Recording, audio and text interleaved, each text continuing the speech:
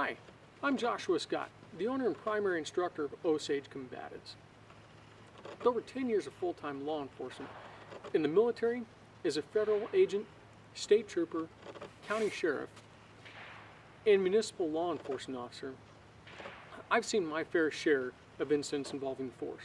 Unfortunately, some of those deadly force, either at the hands of a criminal or being applied by a law enforcement officer, and sometimes lawful force being applied by a private citizen. As a court-certified use of force expert, I can't even count the number of times I've been asked, can I use deadly force if this happens, or if this happens? As you might imagine, the number of answers that I've been given is directly related to the number of times I've been asked that question. Because there is no one single answer. Every situation is different.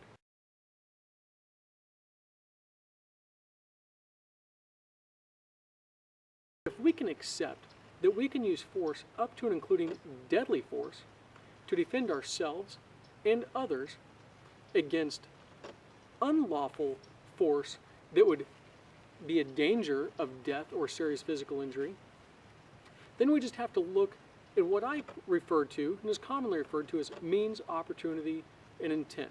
You may have heard terms such as immediacy or jeopardy, but for today, we're going to talk about means, opportunity, and intent.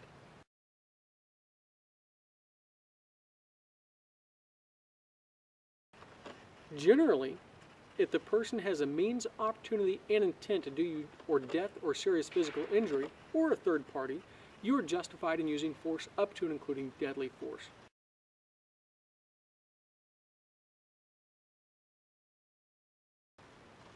Whenever we think about means is a firearm, a knife, it can be hands, it can be a disparity of force such as big versus small, male versus female, or perhaps a gang of 5-on-1.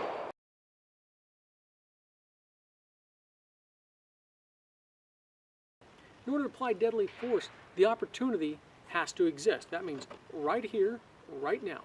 Not at some point in the future, but the incident has to be unfolding at this immediate time, or at the time that you are applying deadly force in response. That means even if the person has a means, a gun, if it's at their house, they may not have the opportunity because they don't get to walk home, grab the gun, come back, and shoot you. At least you probably shouldn't still be standing there by the time they get back.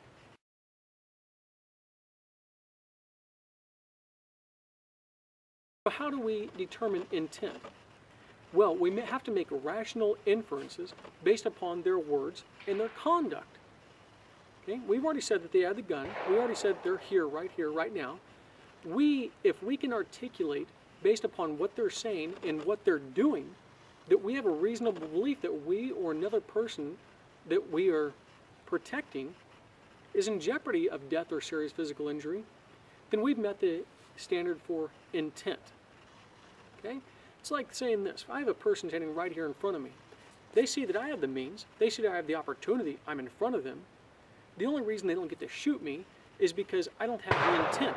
There's nothing that I'm saying or doing that would or should cause an alarm as if they were in jeopardy of death or serious physical injury.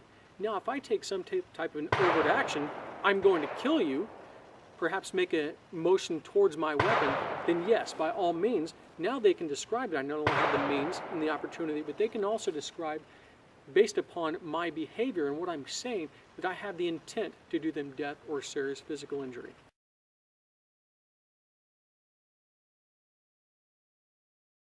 And ensure that if you press that trigger against another human being, that you can articulate that they had not only the means and the opportunity to do you or another death or serious physical injury, but they also had the intent to do so.